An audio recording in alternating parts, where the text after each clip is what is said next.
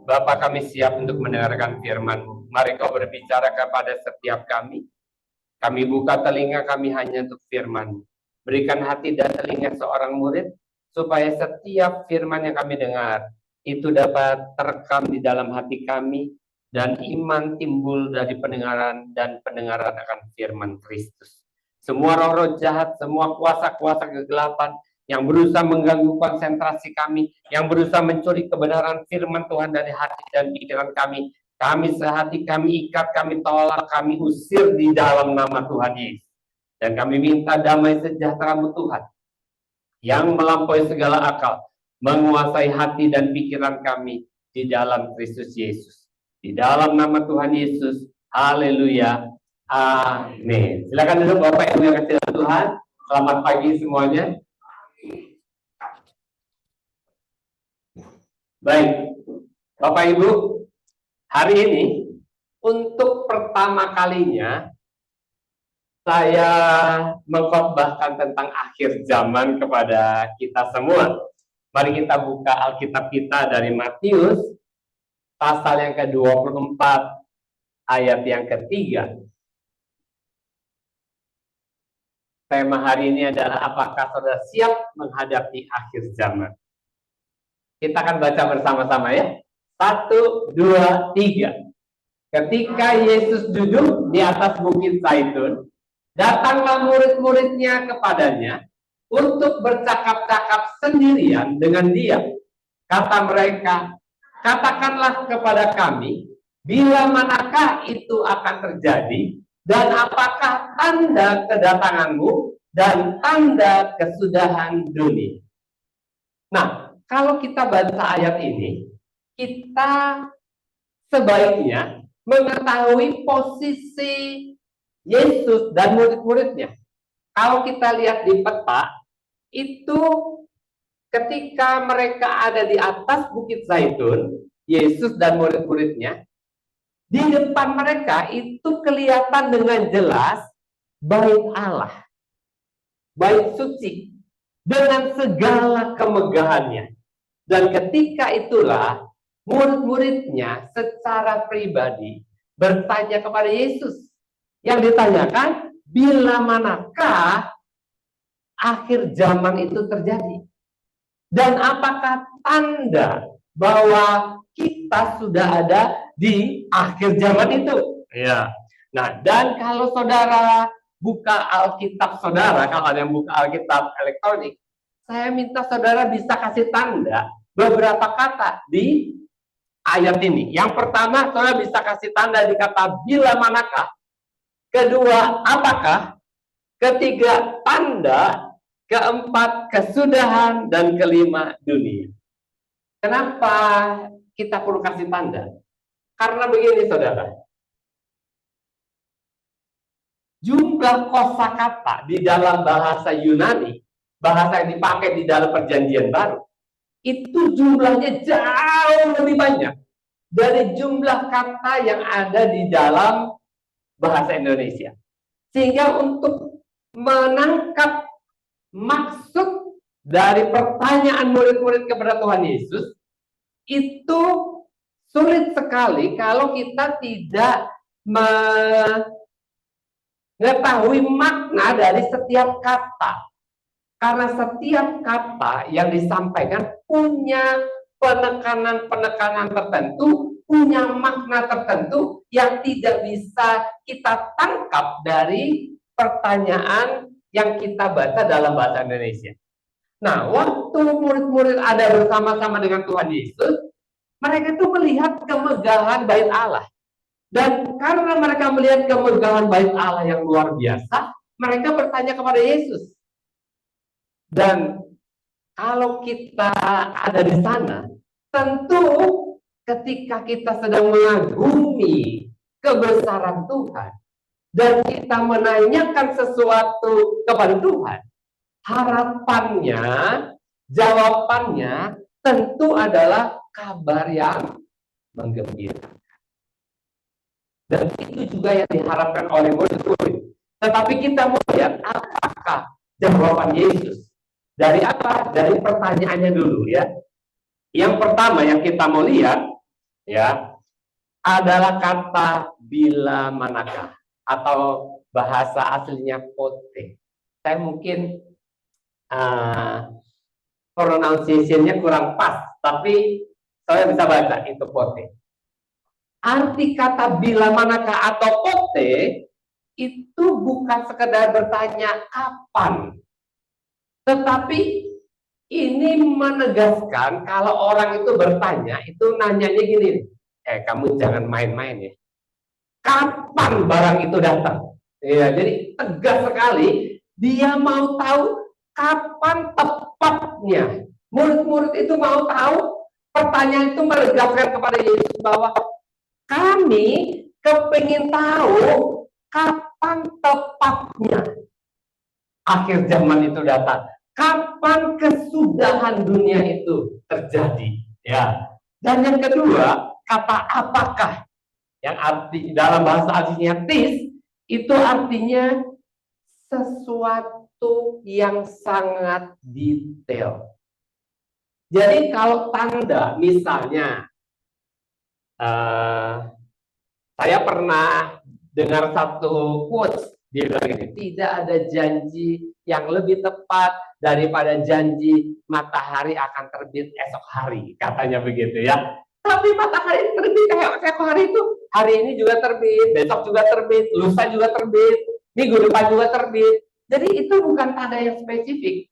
Yang ditanya ini apa? Ini adalah tanda yang betul-betul tadinya tidak ada, sekarang ada, yang detail. Dan yang ketiga itu apakah? Dan yang ketiga tanda. Tanda apa yang ditanyakan oleh murid-murid? Kalau saudara pernah naik mobil di jalan tol, ya, itu di jalan tol di tengah-tengah pembatas jalan itu biasanya ada tanda kilometernya, ya, ada tanda kilometernya. Apa yang tertera di sana? Yang tertera di sana panjang jalan tol, totalnya berapa? Lalu saudara sudah berjalan berapa jauh dari pintu masuk, dan saudara berapa jauh lagi akan sampai ke pintu keluar, ya.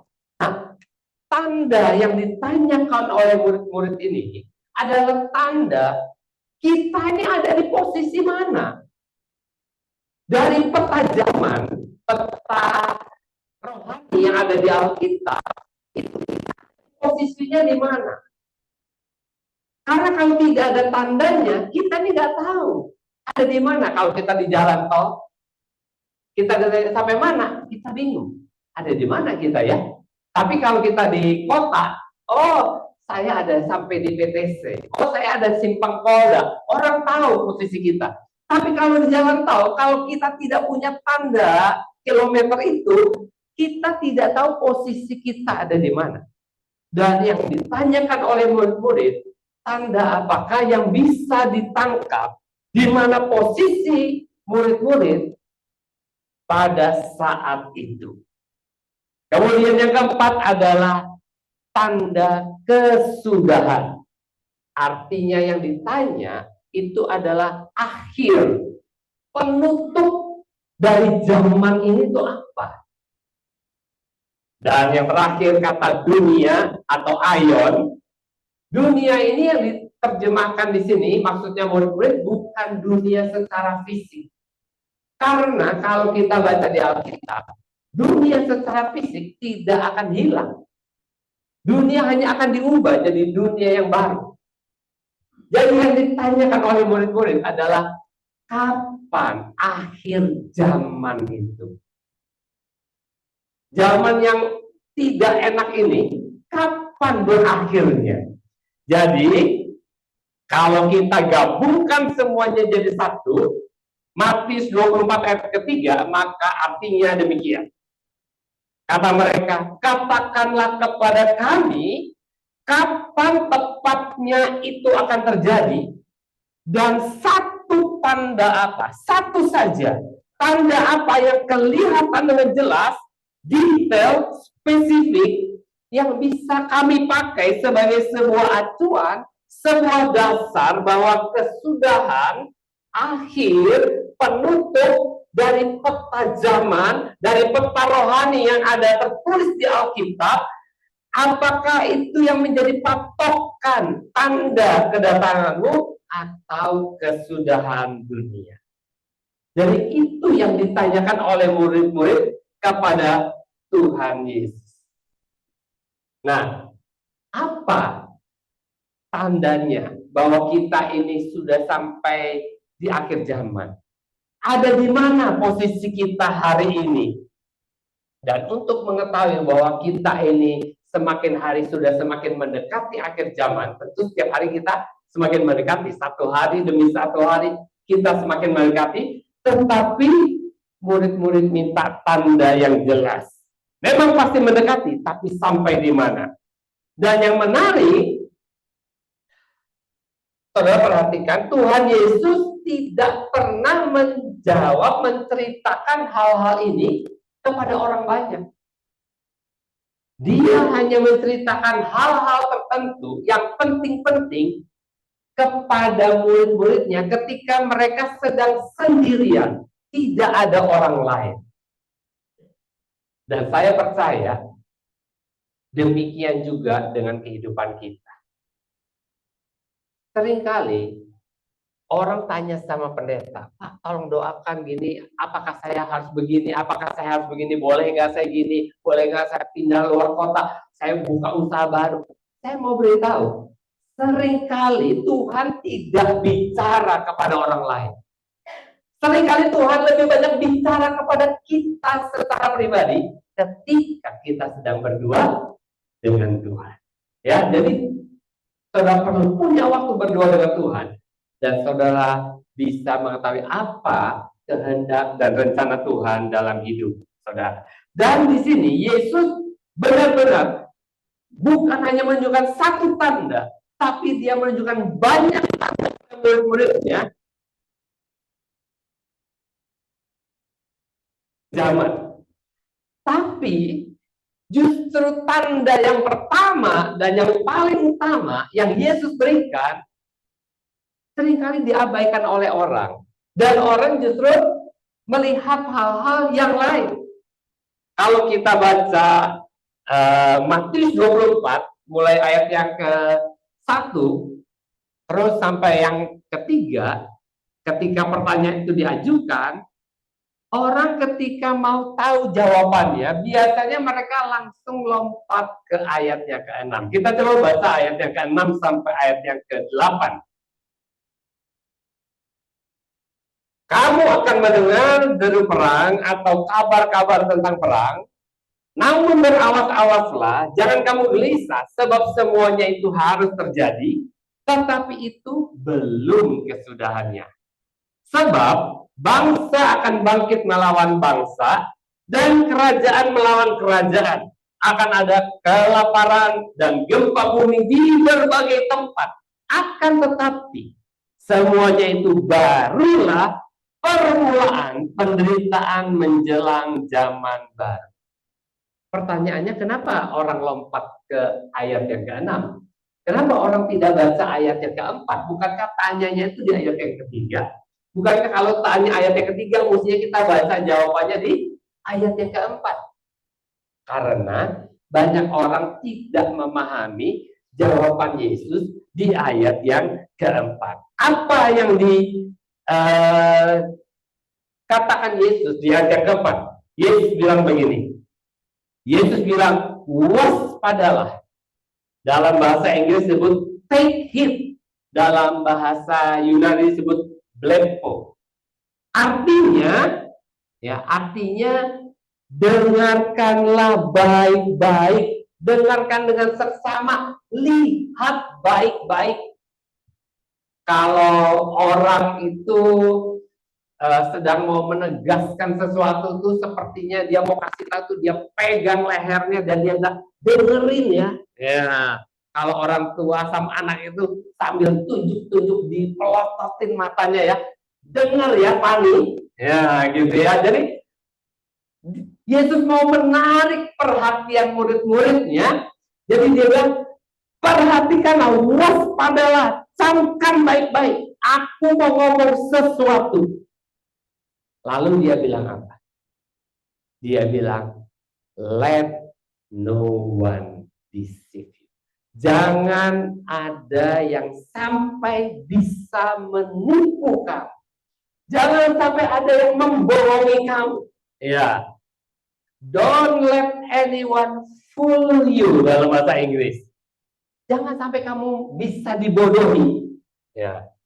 Dan Yesus mengatakan ini sebagai tanda pertama dan yang utama untuk memperingatkan kita bahwa kalau kita ketemu tanda ini, kita betul-betul sudah ada di akhir zaman. Apa tandanya? Kok bingung sih jawabannya Tuhan Yesus ya? Muter-muter. Ya. Tapi kalau kita lihat bahasa aslinya, sebenarnya itu tidak bingung. Tapi karena pakai bahasa Indonesia jadi bingung ya. Nah, bahasa asli dari deceive atau menyesatkan atau menipu itu adalah planeo. Dan planeo adalah kata khusus yang dipakai untuk menyatakan penyesatan dalam hal moral. Penipuan dalam hal moral. Jadi bukan penyesatan secara umum. Dan ini bicara tentang sebuah kekuatan yang besar, tentang sebuah pengaruh yang sangat besar yang tidak bisa ditolak. Pengaruh negatif yang tidak bisa dilawan oleh seseorang.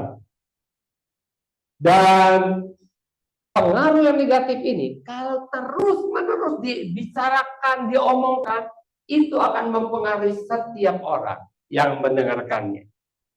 Dan kata planeo biasanya dipakai untuk menceritakan tentang seekor hewan peliharaan, biasanya domba, yang sudah tersesat terlalu jauh sehingga tidak mungkin dia tahu jalan kembali. Sama seperti orang yang belum pernah pergi ke satu tempat. Dia tersesat ketika dia mau milih sebuah persimpangan ke kanan, ke kiri, atau lurus. Ya, ini Google Map-nya lagi blank spot nih. Gimana nih? Akhirnya kita by feeling, kita ambil lurus. Dan ternyata kita harusnya belok. Dan ketika kita lurus, kita sampai di satu posisi di mana kita tidak tahu lagi bagaimana kita harus kembali ke tempat asal di mana kita harus belok tadi. Itu yang dipakai dengan kata planeo atau planeo. Jadi kata ini dipergunakan oleh Yesus untuk menunjukkan jenis penyesatan yang akan muncul di akhir zaman ini, yaitu penyesatan secara moral yang luar biasa, sehingga mereka, orang-orang ini tidak mungkin kembali menjadi normal kembali. Jadi penyimpangan ini adalah penyimpangan yang sangat prinsip, penyimpangan konsep moral. Tidak bisa lagi orang membedakan mana yang benar, mana yang salah. Orang tidak bisa membedakan lagi mana terang, mana gelap. Orang tidak bisa bedakan. Dan semua orang anggap itu kebenaran. Dan kata inilah yang dipakai oleh Tuhan Yesus untuk menggambarkan penyesatan dan penyimpangan moral yang akan terjadi pada akhir zaman. Dan saat ini kita hidup di satu masa di mana laki-laki, banyak laki-laki yang merasa dirinya perempuan. Dan banyak perempuan yang merasa bahwa dia terperangkap dalam tubuh seorang wanita. Dan ini betul-betul sudah di luar nalar normal. Ini betul-betul sebuah kegilaan, tetapi kalau saudara lihat, ini fakta nyata di depan mata kita semua. Ini bukan main-main, ini bukan sandiwara, ini bukan film drama berseri, tetapi ini fakta. Dan kebenaran ini, fakta ini maksud saya, kita bisa lihat bukan dianut oleh orang-orang tertentu saja, tetapi negarawan-negarawan, para pejabat-pejabat, orang-orang terpandang, ilmuwan-ilmuwan, bahkan para rohaniwan, banyak yang menganut, yang percaya dan mengakui penyimpangan moral tersebut. Dan Yesus berkata, kalau kamu hidup pada masa di mana kekuatan pengaruh, saya bilang LGBT ini ada, itu artinya saudara ada di akhir zaman. Karena ada kekuatan yang begitu besar, yang kalaupun saudara mau menolaknya, saudara mau berdiri teguh di atas kebenarannya, dan saudara tinggal di negara-negara yang mengakui LGBT itu eksis, sudah dibuatkan undang-undangnya, maka saudara, kalau saudara tidak mengakuinya, maka saudara akan dinyatakan bersalah. Saudara dianggap melanggar hukum, dan saudara bisa dikenakan hukuman pidana. Karena saudara melanggar hak asasi manusia. Dan kita akan lihat di dalam Alkitab kita ini beberapa hal. Yang pertama kita akan lihat beberapa ayat. Yang pertama kita akan buka di dalam 2 Timotius pasal yang ketiga. 2 Timotius 3 ayat yang pertama. Di situ Rasul Paulus menuliskan tentang satu zaman akhir. Dengan pimpinan Roh Kudus, dia menubuatkan sesuatu yang akan terjadi 2000 tahun kira-kira setelah dia hidup. Apa yang terjadi pada manusia-manusia atau pada dunia 2000 tahun kemudian. Kita akan baca 2 Timotius 3 ayat yang pertama. Dikatakan, ketahuilah bahwa pada hari-hari terakhir akan datang masa yang sukar. Dengan cara yang sama kita akan bahas ayat ini seperti ayat yang pertama ya. Kita akan lihat arti dari ayat, kata per kata dari ayat ini. Dari bahasa aslinya, ketahuilah itu pakai kata ginosko. Dan ginosko itu artinya adalah sesuatu yang harus kita ketahui. Itu bukan pilihan, wajib tahu. Contohnya apa? Contohnya begini, kalau saudara naik motor, itu sudah wajib saudara tahu bahwa saudara harus punya SIM C, saudara harus pakai helm.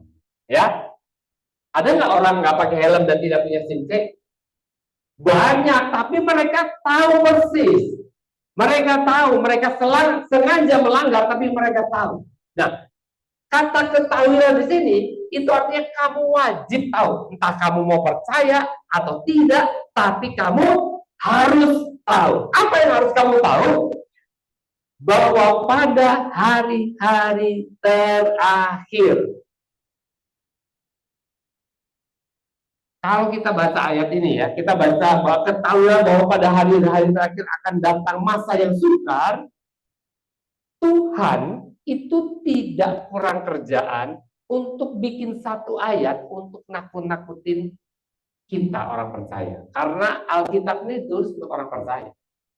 Ditujukan untuk kita yang percaya kepada Dia. Dan ayat ini ditulis bukan buat nakut-nakutin kita. Ayat ini ditulis supaya kita bisa mempersiapkan diri.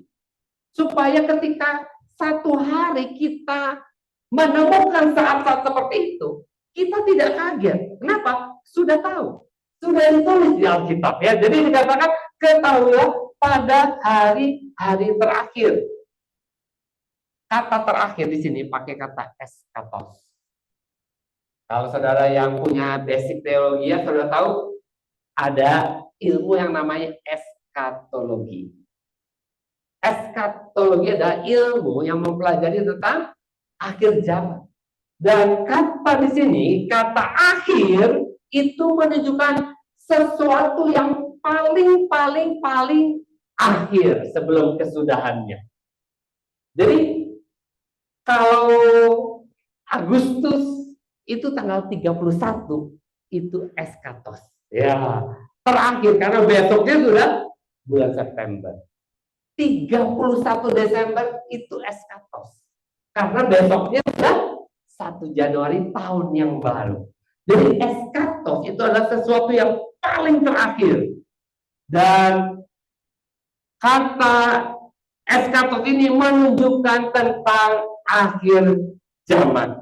Dan Paulus menunjukkan 2000 tahun yang akan datang waktu dia tulis untuk memberikan penjelasan apa yang akan terjadi pada waktu itu. Dia menjelaskan, kalau kita baca di ceritanya Paulus, dia seringkali pergi naik perahu. Dan yang disebut dengan eskatos itu adalah pelabuhan terakhir. Atau kalau orang berlayar, ini akhir dari pelayaran kita. Kita harus berhenti di situ dan kita tidak bisa lagi pergi lebih jauh karena tidak ada lagi pelabuhan. Jadi pelabuhan terakhir, tempat kita turun di sana. Dan yang terakhir disebut bahwa pada hari-hari terakhir akan datang masa yang sukar. Dan kata yang dipakai untuk kata yang sukar itu adalah kalepos. Dan kata kalepos ini, saudara, spesial sekali. Kenapa? Karena hanya dipakai 2 kali di Perjanjian Baru. Yang pertama di ayat ini, datang masa yang sukar. Yang kedua, itu dipakai di Matius pasal yang ke-8. Dan supaya kita bisa mengerti bahaya seperti apa yang akan dihadapi, kita buka Matius pasal yang ke-8 ayat yang ke-28. Satu hari Yesus pergi menyeberangi Danau Galilea dan dia sampai di satu tempat yang namanya Gadara. Sampai di Gadara, dia disambut oleh 2 orang yang kerasukan roh jahat yang disebut dengan legion. Kalau kita baca di Lukas pasal yang ke-8 itu 1, tapi di Matius 8 itu disebut 2 orang. Ada 2 orang yang dirasuk oleh legion.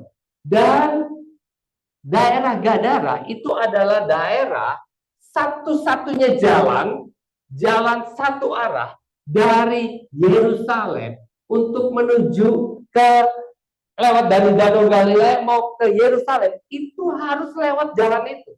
Tidak ada jalan lain. Dan di sepanjang jalan itu ada kuburan. Jalannya menyempit dan ada kuburan di sana, dan orang yang kerasukan setan itu ada di sana. Dan orang yang kerasukan setan itu, kalau kita baca, dia itu begitu kuat sampai ketika mereka dirantai, rantai pun putus. Saudara bisa lihat betapa berbahayanya orang ini. Dan kalau kita baca di dalam bahasa Inggris, itu kata bahaya di sana, itu pakai kata extremely fierce. Jadi betul-betul buas. Jadi kalau orang sudah sampai di sana dan berjumpa dengan orang ini, jangan berharap kita pulang dengan selamat. Dia sangat ganas, sangat buas. Tidak pandang, tidak punya belas kasihan. Saya kemarin dengar dari Acan, keponakannya Acan, di Simpang Dogan, perempuan, jam 5 pagi, dihadang oleh begal. 3 orang. Pakai celurit. Dibacok kepalanya. Untungnya pakai helm. Kalau enggak udah mati.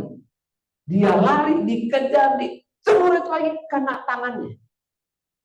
Luka sangat besar, tapi saking takutnya nggak kerasa. Dia berhasil melarikan diri.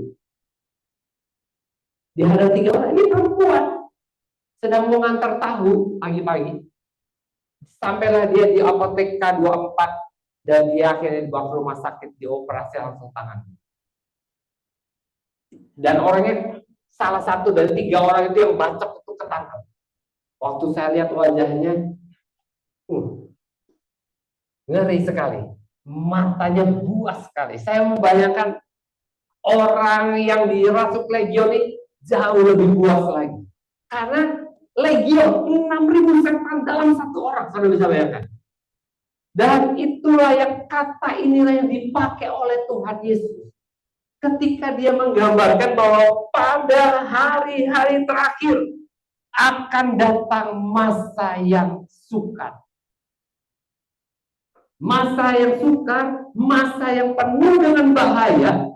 Sehingga ketika kita ada di masa itu, kita ini betul-betul seperti dikelilingi oleh bahaya. Kemanapun kita mengarahkan pandangan kita, sepertinya kita sudah dikepung dan kita tidak bisa kemana-mana. Sama seperti di Gadara, satu jalan. Kita tidak bisa, mau lari kemana nggak bisa. Karena seperti sudah dikepung di sana. Tidak ada jalan keluar yang lain. Mau terima atau tidak. Jadi ada resiko yang besar. Ya. Dan kalau kita sudah ada di sana, kita tidak bisa punya banyak pilihan. Kecuali kita menerima atau kita menolak, dengan resiko kita akan terkena hukuman. Dan itu yang dikatakan oleh Alkitab. Jadi kalau kita ada di posisi seperti itu, ketahuilah bahwa kita betul-betul sudah ada di akhir zaman. Dan waktu itu sudah di depan mata. Kalau negara-negara lain sudah mengalaminya, saya percaya tidak akan lama lagi seluruh dunia akan mengalaminya. Dan Yesus berkata, kalau kamu melihat semuanya ini, itu adalah tanda pertama dan tanda utama bahwa kita sudah masuk ke akhir zaman yang sesungguh-sungguhnya. Sekarang kita lihat Roma pasal yang pertama. Roma pasal yang pertama, ayat yang ke-18. Di sini Paulus juga menggambarkan kondisi akhir dari manusia. Kondisi di mana manusia mencapai satu titik di mana mereka tidak lagi percaya bahwa Tuhan itu ada. Dan itu akan terjadi, dan banyak orang sudah mulai tidak percaya bahwa Tuhan itu ada. Roma 1 ayat 18. Sebab murka Allah dinyatakan dari surga atas segala kefasikan dan kelaliman manusia yang menindas kebenaran dengan kelaliman. Saya ulangi. Sebab murka Allah dinyatakan dari surga atas segala kefasikan dan kelaliman dunia yang menindas kebenaran dengan kelaliman. Kata menindas di sini itu merupakan gabungan dari 2 kata yang kalau digabungkan jadi satu, itu berarti orang yang berusaha menutupi kebenaran. Dia tahu itu benar, tetapi dia tidak suka, makanya dia berusaha menutupi dan menekan. Artinya ada banyak orang, bukan hanya 1-2 orang, tetapi sebagian besar orang, nanti kita lihat ayatnya, sebagian besar orang akan menutupi semua kebenaran, menekan semua kebenaran itu, sehingga yang salah akan dinyatakan benar. Dan itu yang terjadi pada akhir zaman. Mereka tahu, tetapi mereka tidak peduli. Karena mereka tidak mau tunduk kepada kebenaran yang ada. Ayat 19 sampai ayat yang 21. Karena apa yang dapat mereka ketahui tentang Allah nyata bagi mereka, sebab Allah telah menyatakannya kepada mereka. Jadi sebenarnya setiap orang mempunyai kesaksian roh bahwa Tuhan itu ada, Tuhan itu nyata, tetap, dan Tuhan sudah menyatakan dirinya. Mereka bilang ayat 19, mereka karena apa yang dapat mereka ketahui tentang Allah nyata bagi mereka. Ayat 20, sebab apa yang tidak nampak daripadanya, yaitu kekuatan yang kekal dan keilahiannya dapat nampak kepada pikiran dari karyanya sejak dunia diciptakan, sehingga mereka tidak dapat berdalih. Alam semesta adalah merupakan salah satu bukti karya dari Tuhan yang bisa menyatakan bahwa Tuhan benar-benar eksis. Ayat 21, sebab sekalipun mereka mengenal Allah, mereka bukan tidak tahu. Mereka bukan hanya tahu, tapi mereka kenal. Sekalipun mereka mengenal Allah, mereka tidak memuliakan Dia sebagai Allah atau mengucap syukur kepadanya. Sebaliknya, pikiran mereka menjadi sia-sia dan hati mereka yang bodoh menjadi gelap. Jadi orang-orang ini bukan orang yang tidak mengenal Allah, tetapi kalau kita baca kata pengenalan di sini, yang sama juga dengan kata ginosko tadi, itu adalah pengenalan secara umum. Dia tahu Tuhan itu ada. Jadi bukan orang yang lahir baru, tetapi orang yang sekedar tahu bahwa Tuhan itu ada. Dia menghormati Tuhan sebenarnya. Dia juga ada rasa takut kepada Tuhan, tetapi dia tidak mau menerima kebenaran tersebut. Jadi mereka berusaha untuk meniadakan Tuhan. Dan saudara bisa bayangkan kalau orang tidak lagi percaya bahwa Tuhan itu ada, maka dia tidak perlu lagi mengucap syukur kepada Tuhan. Kalau dia dapatkan sesuatu, dia tidak perlu lagi mengucap syukur, tidak perlu berterima kasih kepada Tuhan. Kedua, kalau dia tahu Tuhan itu tidak ada, menurut dia Tuhan tidak ada, maka dia bebas sebebas-bebasnya mau melakukan apa saja. Dia bisa ubah apa saja semau dia, dan dia mau ambil keputusan apa saja, terserah dia. Dan kalau kita baca ayat 21 tadi, mereka tidak memuliakan Dia sebagai Allah atau mengucap syukur kepadanya. Sebaliknya pikiran mereka menjadi sia-sia dan hati mereka yang bodoh menjadi gelap. Jadi kalau Tuhan tidak ada, maka Tuhan tidak lagi jadi pusat segala sesuatu. Maka semua kegiatan rohani tidak akan populer lagi, tidak akan lagi dibicarakan, dan akhirnya semua manusia merasa dia adalah Tuhan bagi dirinya sendiri. Kalau kita baca Roma 1 ayat 21,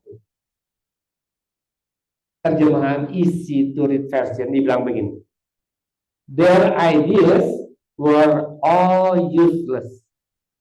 Semua pikiran mereka itu menjadi sia-sia. There was not one good thought left.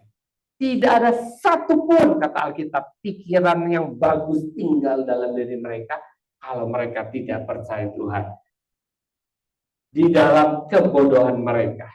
Di dalam King James Version dibilang, because that when they knew God, they glorified Him not as God, neither were thankful, but became vain in their imagination.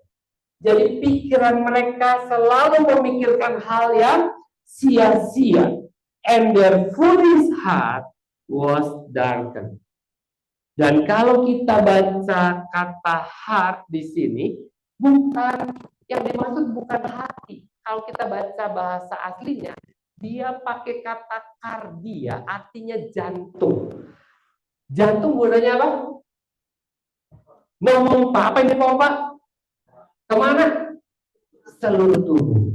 Supaya seluruh tubuh mendapatkan kehidupan.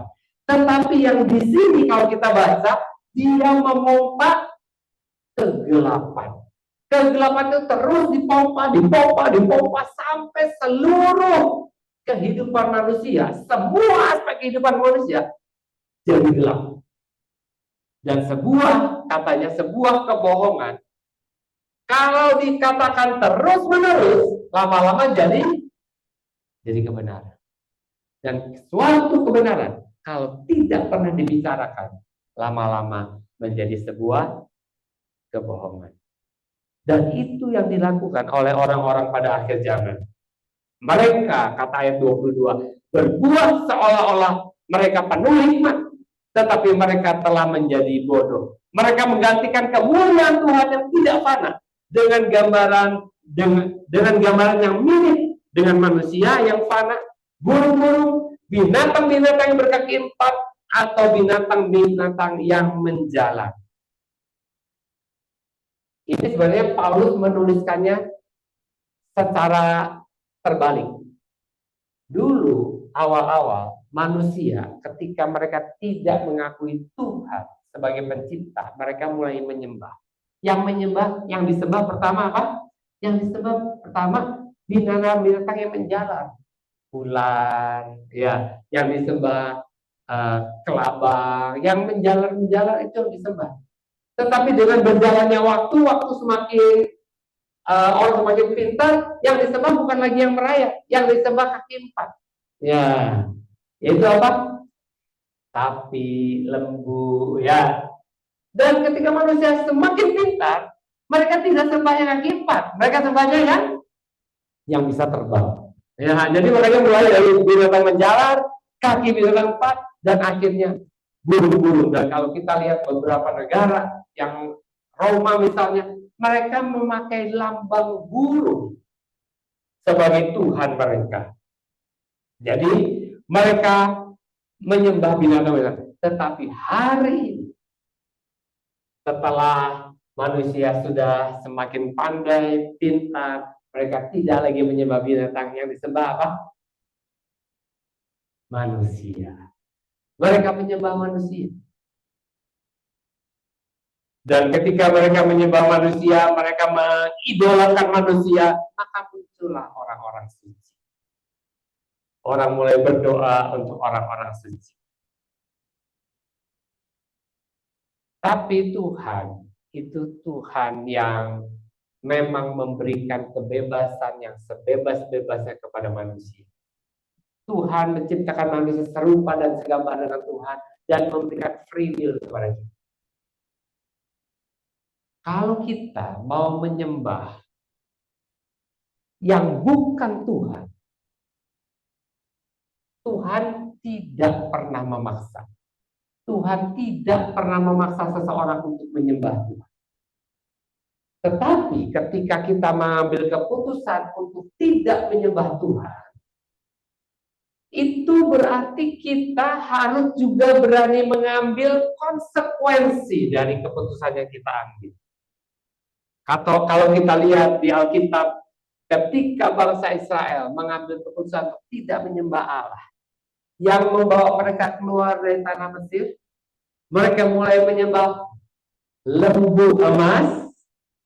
Tuhan tidak apa-apa, tapi mereka harus menanggung konsekuensinya. Apa yang terjadi? 3.000 orang mati pada waktu itu. Waktu manusia mengambil keputusan untuk menyembah Baal, Asitoret, apa yang terjadi ketika Raja Ahab dan istrinya Isabel, mereka mengambil keputusan untuk tidak lagi menyembah Tuhan, tetapi menyembah Baal dan Asitoret. Akibatnya 3,5 tahun hujan tidak turun di Israel. Setiap pelanggaran, setiap penyembahan yang salah juga akan mengakibatkan konsekuensi yang akan ditanggung. Demikian juga kalau kita memilih untuk menyembah manusia, kalau kita baca di ayat 24 sebentar lagi, maka Tuhan akan menyerahkan mereka kepada keinginan hati mereka. Tuhan akan melepaskan mereka sehingga mereka jatuh pada kecemaran, perbuatan-perbuatan najis, dan hawa nafsu mereka. Kita akan baca ayat yang ke-24 sampai ayat yang 26. Karena itu Allah menyerahkan mereka kepada keinginan hati mereka akan kecemaran, sehingga mereka saling mencemarkan tubuh mereka. Sebab mereka menggantikan kebenaran Allah dengan dusta dan memuja dan menyembah makhluk dengan melupakan penciptanya yang harus dipuji selama-lamanya. Amin.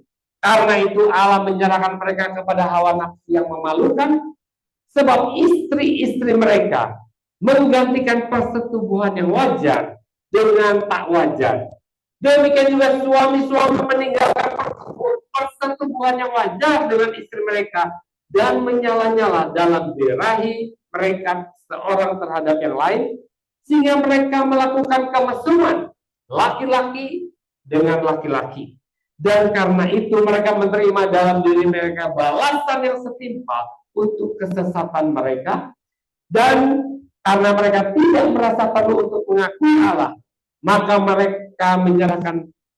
Allah menyerahkan mereka kepada pikiran-pikiran terkutuk, sehingga mereka melakukan apa yang tidak pantas.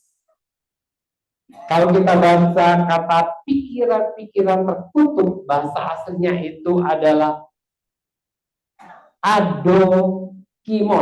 Adokimos ini sebenarnya asal katanya dokimos. Dokimos itu artinya sesuatu yang indah, sesuatu yang unggul, sesuatu yang luar biasa, brilian, ya, smart, genius, itu dokimos.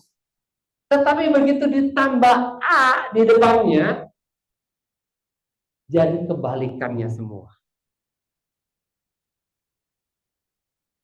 Jadi ketika Tuhan menciptakan manusia, Dia menciptakan dengan pikiran yang mulia, pikiran yang kudus, pikiran yang jenius, otak yang brilian, otak yang memikirkan yang baik.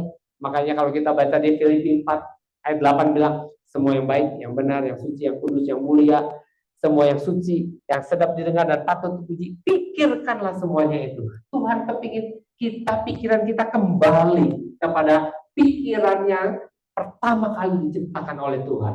Tetapi ketika manusia tidak lagi mau mengakui Tuhan, maka katanya tadi, not a single good thought. Tidak ada satupun pikiran yang baik adalah pikirannya, yang ada useless mind. Pikiran yang jahat, yang jelek itu ada di dalam diri kita. Yesaya 5 ayat 20 bilang, akan datang waktunya orang menyebut gelap itu terang dan terang itu gelap. Mereka akan menyebut yang baik itu jahat dan jahat itu baik. Dan karena ini terus-menerus diucapkan, akhirnya semua orang setuju dengan pernyataan tersebut. Dan saat-saat ini, khususnya di sekolah-sekolah internasional, saya sempat dengar kesaksian dari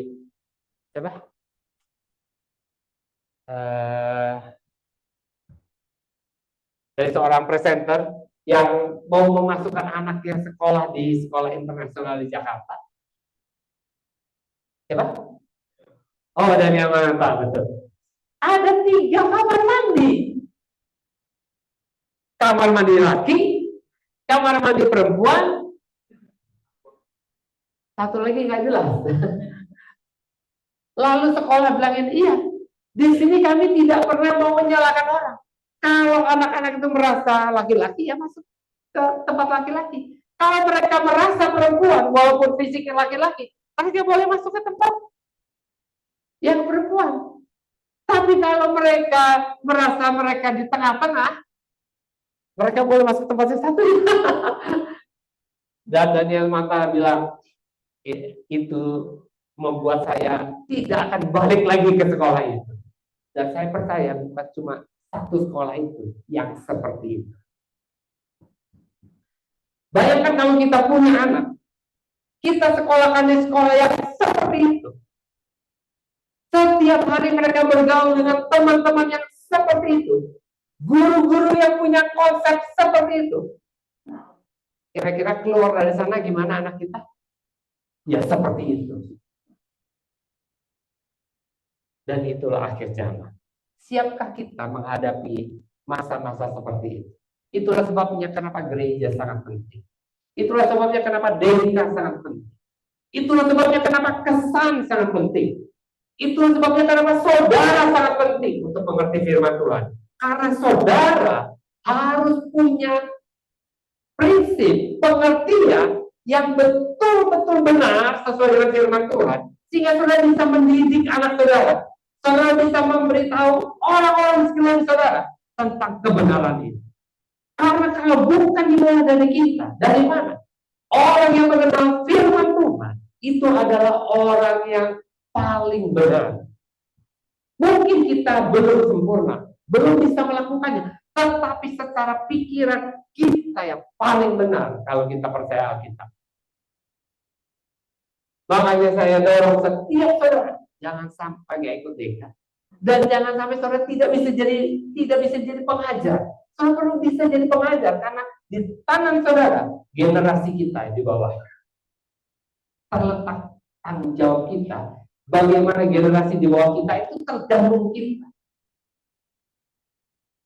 Saudara bisa lihat ketika Yosua di akhir hidupnya, ketika dia sudah bagi semua tanah Kanaan kepada 12 suku Israel, di akhir hidupnya dia bilang, sekarang aku bertanya sama kamu semua, dikumpulin semua 12 suku, ditanya, kepada siapa kalian mau beribadah? Kepada Tuhan yang membawa kita keluar dari tanah Mesir, atau kepada Allah-Allah, ilah-ilah dari negeri yang kamu diami ini? Tapi Yosua bilang, kami, saya, dan seluruh keluarganya, kami akan menyembah kepada Allah. Dan waktu itu, semua kepala-kepala suku, semua bangsa Israel berkata, kami akan menyembah kepada Allahnya Israel. Tetapi ketika mereka sudah mati, generasi itu, baru satu generasi anak mereka, Alkitab berkata, tidak ada satupun di antara mereka yang tahu Allah Israel. Tidak ada yang kenal Allah Israel. Tidak ada yang tahu apa yang diperbuat oleh Allah Israel. Kenapa? Karena mereka tidak pernah mengajarkannya kepada anak cucunya. Kenapa kita lakukan perjamuan kudus? Untuk mengingatkan diri kita dan mengingatkan keturunan kita. Kalau kita hari ini ada, kalau dosa kita diampuni, kalau kita dapat jaminan hidup yang kekal, kalau kita punya otoritas dan kuasa atas roh jahat dan kuasa kegelapan, kalau kita diberikan karunia Roh Kudus, semuanya itu karena Tuhan. Dan supaya anak cucu kita juga mengingat dan melakukan hal yang sama. Tuhan sudah membawa kita sampai di saat itu. Saat dimana akhir zaman sudah berlangsung. Dan di depan mata kita semua sudah terjadi. Dan 2 Petrus 2 bilang, banyak orang akan mengikuti cara hidup mereka yang dikuasai hawa nafsu. Dan karena mereka, jalan kebenaran akan dihujat. Ada banyak orang yang gara-gara mereka, jalan kebenaran pun dihujat.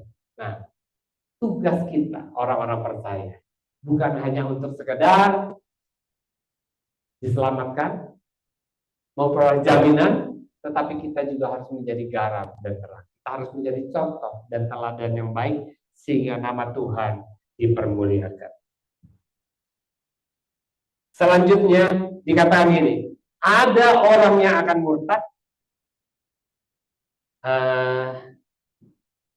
Bentar itu. 1 Timotius 4 ayat yang pertama. 1 Timotius 4 ayat yang pertama. Tetapi roh besar, berarti Roh Kudus, dengan tegas. Artinya Roh Kudus bukan sekedar ngomong, tapi menegaskan. Dan kalau Roh Kudus menegaskan ini suatu kebenaran, apa yang ditegaskan? Bahwa di waktu-waktu kemudian ada orang yang akan murtad lalu mengikuti roh-roh penyesat dan ajaran setan-setan. Dalam bahasa Inggris dikatakan, now the Spirit speaketh expressly that in the later time some shall depart from the faith. Kita bersyukur kalau Alkitab tidak bilang everybody, everyone, tapi some. Tapi some di sini dalam bahasa aslinya itu sebagian besar. Sebagian, bukan semuanya, tapi sebagian besar. Sebagian besar orang akan mengikuti cara dunia yang dikuasai oleh hawa nafsu, dan karena mereka jalan kebenaran akan dihujat. Berapa banyak gereja yang sudah mengakui LGBT? Berapa banyak pasangan yang sudah diberkati di dalam gereja? Ada banyak. Dan tidak mungkin akan bertambah, semakin banyak. Jadi kita perlu hati-hati, ya. Kita harus berdiri teguh di atas kebenaran firman Tuhan. Kita perlu menjauhkan diri dari ajaran-ajaran yang tidak benar. Kita harus menjadi agen-agen kebenaran. So, kalau kita tidak memiliki kebenaran ini, siapa lagi yang bisa memberitakan kebenaran kalau bukan kita? Yesus bilang, akulah jalan dan kebenaran dan hidup. Tidak seorang pun sampai kepada Bapa kalau tidak melalui aku. Dia adalah kebenaran dan kita ada di dalam Dia. Firman yang tinggal di dalam diri kita. Dan kalau kita tetap berpegang kepada kebenarannya, maka apapun yang terjadi di akhir zaman ini, saya percaya kita semua akan tetap setia sampai akhir. Amin. Mari kita datang kepada Tuhan. Bapa, terima kasih buat peringatan yang Kau berikan. Terima kasih buat tanda-tanda yang Tuhan nyatakan. Sehingga kami bisa mengetahui ada di posisi mana kami pada peta zaman kali ini. Berikan kepada setiap kami hikmat, akal budi, kepekaan. Berikan kepada kami telinga yang suka mendengarkan akan firman Tuhan. Hati yang suka mencari kebenaran firman Tuhan. Supaya kami tidak tertipu, supaya kami tidak dibodohi, supaya kami tidak masuk ke dalam jerat si jahat. Supaya kami justru bisa berbuah lebat, menjadi garam dan terang, dan melalui hidup kami bisa melihat generasi di bawah kami menjadi generasi yang jauh lebih baik daripada kami. Urapi dan penuhi setiap kami dengan Roh Kudus. Berikan kepada kami hati yang peka untuk mendeteksi kesesatan demi kesesatan. Terima kasih Bapa. Di dalam nama Tuhan Yesus Kristus, kami sudah berdoa dan mengucap syukur. Haleluya. Amin. Tuhan Yesus memberkati kita semua. Bapak Ibu